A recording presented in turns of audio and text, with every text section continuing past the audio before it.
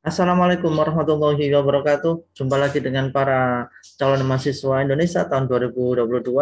Semakin mendebarkan, hari semakin dekat untuk menuju finalisasi, tapi kita akan membahas ya tentang tiga cara lolos SNMPTN 2022 di prodi-prodi favorit. Saya akan berikan tips-tips bagaimana kita bisa memperbesar peluang lolos di SNMPTN tahun 2022. Tentunya di prodi-prodi favorit, jurusan-jurusan favorit, dan juga kampus-kampus favorit. Nah, saya akan tunjukkan tentang ini hasil survei ya, tentang latar belakang seseorang itu memilih prodi. Paling tidak itu ada tiga. Yang pertama itu ya, ada anak-anak itu yang pilihan prodi itu harga mati. Artinya kalau tidak prodi A dia tidak mau, kalau tidak kuliah di kampus A dia tidak mau. Nah, biasanya ini anak-anak yang punya target kampus tertentu, punya target jurusan tertentu, dan jurusan atau kampus yang ditargetkan itu memang sesuai mimpinya dulu atau sesuai passionnya. Nah, ini adalah anak-anak yang memang sudah dari dulu ya memimpikan pengen kuliah, misalnya kuliah di fakultas kedokteran, misalnya pengen kuliah di manajemen, atau pengen masuk di psikologi yang dari dulu memang diimpikan. Nah, jadi tipe pertama itu anak yang tidak mau memilih prodi lain kecuali prodi yang dimimpikan dari dulu. Yang kedua, itu ada tipe anak itu yang lebih logik ya, dia melihat peluang. Nah, kira-kira tahun ini kalau saya daftar SNMPTN itu peluang saya bagaimana? Besar, kecil, atau sedangnya? Tentunya dengan cara apa? Dia memperhitungkan keketatan prodi-prodi yang ada di kampus. Dia akan melihat, menghitung kira-kira prodi ini cukup relevan atau tidak ketika saya mendaftar di prodi tersebut. Kemudian dia memperhitungkan modal dirinya, berapa peringkat paralel saya, apakah ada anak-anak yang memilih prodi yang sama dengan saya, apakah saya punya sertifikat lomba, itu akan sangat dia perhitungkan. Dan biasanya tipe ini tipe anak-anak pembelajar. Apa maksudnya?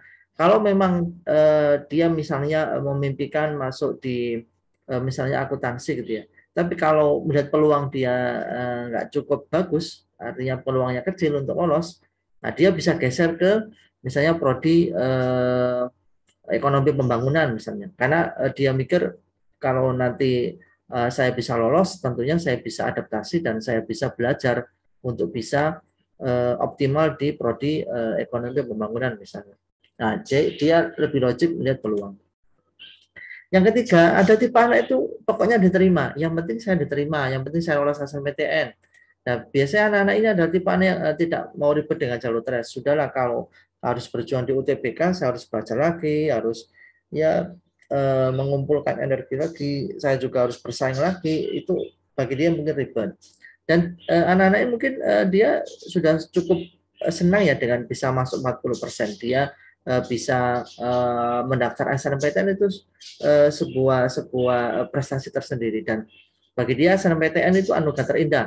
Tidak perlu risau dia diterima di kampus apa, jurusan apa. Yang penting dia bisa segera menentukan atau bisa segera kuliah di jurusan atau di kampus yang sekiranya lolos dari jalur SNMPTN, sehingga tidak harus belajar lagi di SNMPTN, tidak harus ikut tes UTBK dan lain sebagainya, atau bahkan mungkin tes mandiri. Baik. Nah, ketiga tipe ini itu punya pendekatan yang berbeda ya. Tiga cara pendekatan yang berbeda untuk tiga tipe ini. Nah, saya akan mengupas satu-satu. Di video kali ini saya akan mengupas yang nomor satu dulu ya. Bagaimana cara pendekatan untuk anak-anak yang memilih prodi itu harga mati dengan pilihannya. Baik, ini adalah strategi atau cara supaya prodi yang dipilih itu atau prodi yang harga mati bagi dia itu bisa lolos.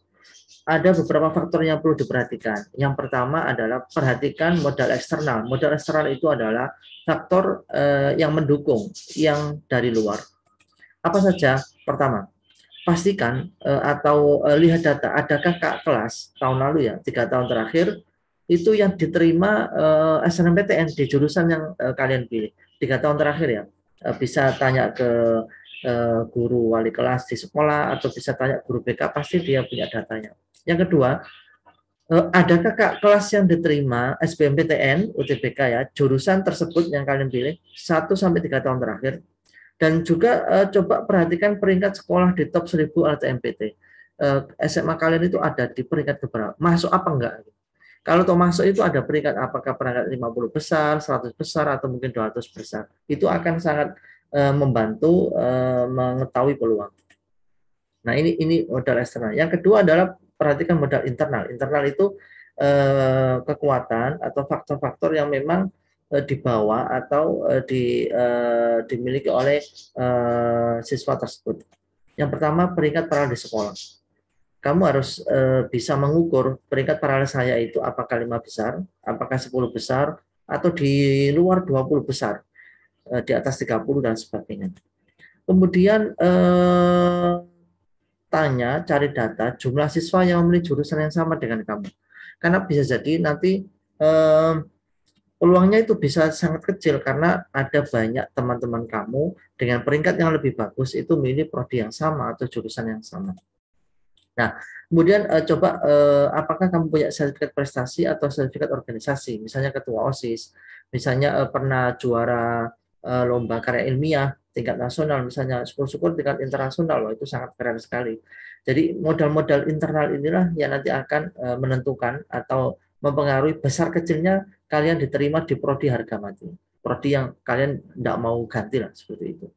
Nah, kita akan simulasikan ya, simulasi untuk anak-anak menghitung peluang. Simulasi pertama, misalnya siswa 1 ya, dia pengen prodi kedokteran misalnya di suatu kampus gitu ya, katakanlah mungkin UI atau UNER atau Brawijaya atau Unpad gitu ya. Kemudian dia melihat keketatan, oh ternyata kedokteran tahun ini SNMPTN keketannya 4,30%. Maka pastikan kalian menghitung modal. Pertama, cara menghitung modal eksternal. Nah, ini data, misalnya siswa ini mendapat data dari sekolah, 3 tahun terakhir, 2019 sampai 2021, yang keterima di SNMPTN sekolah anak ini, itu 2019 ada 2, 2020 ada 1, 2021 ada 2. SBMPT yang setiap tahun ada 1. Nah, ini nilai rapot. Nilai rapot dari anak yang diterima di SNMPTN. Kan ini ada tahun 2019 ada 2, nilai rapotnya itu yang pertama 91,3, yang kedua 92, dan waktu itu yang keterima di FK itu anak ranking 1 dan 2. Oke. Tahun 2020 sama, ada 1 yang diterima di SNM, 1 di SBM, nilai rapotnya 91,7, dia di peringkat paralel 1 di sekolahnya. Tahun 2021 tahun kemarin ternyata sekolah ini lolos 2 anak di SNMPTN FK. SBMPTN-nya ada 1, nilai rapot anak yang lolos FK SNMPTN ini 92,3 dan 94, dan ranking 1 dan 2. Ini adalah modal eksternal sekolah siswa 1 di Fakultas Kedokteran kampus, katakanlah kampus A gitu ya. Maka berikutnya adalah kita lihat modal internal. Kita lihat cek siswa 1 ini bagaimana modal internal.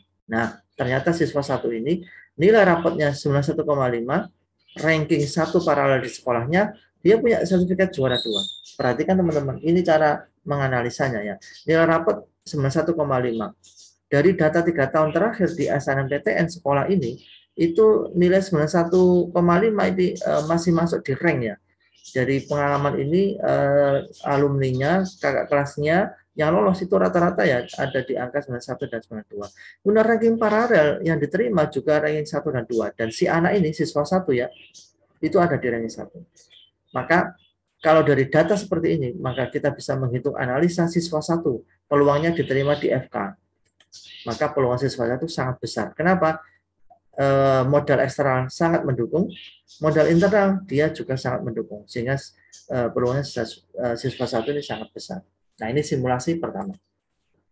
Simulasi kedua itu siswa 2 gitu ya. Dia harga mati pilih farmasi.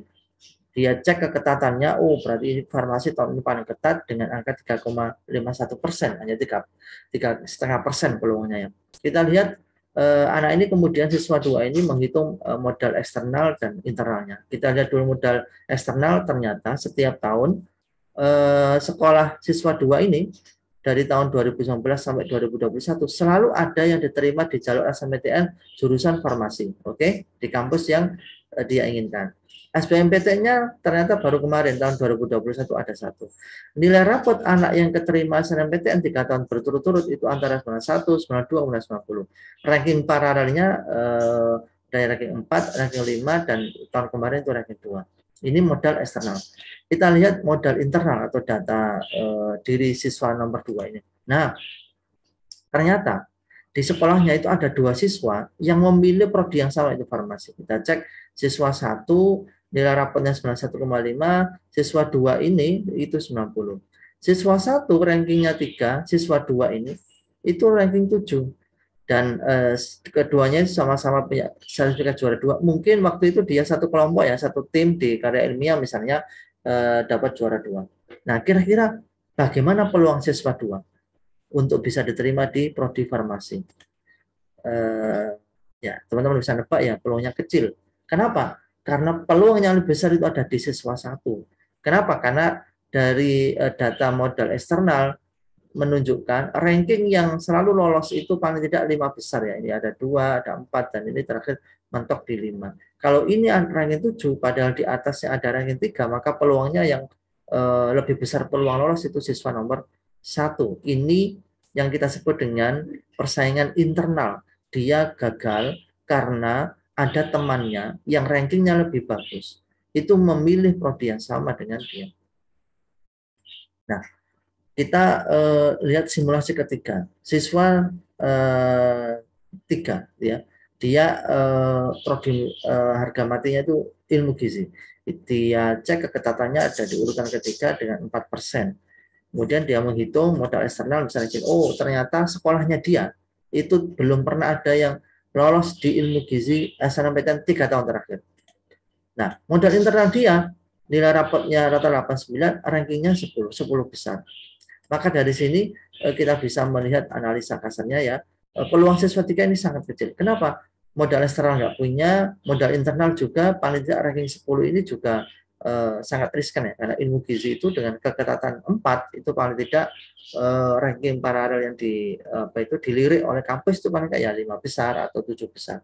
Sehingga analisa dari siswa 3 ini sangat kecil. Nah, saya sertakan saran dan rekomendasi ya, saran dan rekomendasi untuk ketiga jenis siswa tadi. Yang siswa 1 ya, yang peluangnya sudah sangat besar, maka tidak perlu ragu ya, segera lengkapi dan upload data di pendaftaran SNMPTN dengan benar, dan segera finalisasi paling tidak di H-1 minggu H-6, karena mendekati hari penutupan itu pasti sangat crowded. Dan jangan lupa kita harus melakukan cara-cara di luar logika ya, minta doa restu orang tua, para bapak ibu guru di sekolah, dan teman-teman juga harus banyak-banyak berdoa. Nah, bagaimana dengan siswa 2 dan 3 yang peluangnya kecil?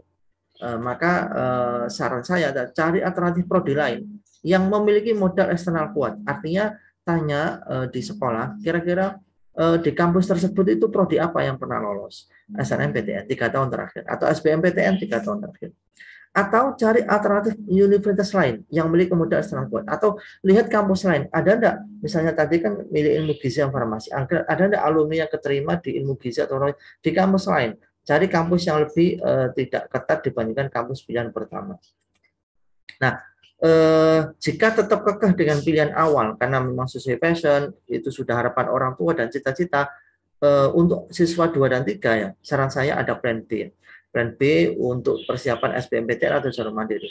Dan harus disiapkan dengan serius dan mulai saat ini. Nanti setelah finalisasi, segera untuk persiapan di jalur SBMPTN atau jalur mandiri. Karena kalau tidak persiapan jalur SBM, nunggu pengumuman SNMPTN, kalau tidak lolos itu nyeseknya tinggi dan peluang untuk bisa konsentrasi belajar SBM akan sangat terganggu. Untuk itu saran saya siswa 2 dan 3 kalau tidak mau geser ke prodi lain atau kampus lain, segera siapkan alternatif plan B untuk jalur tulis atau SBMPTN.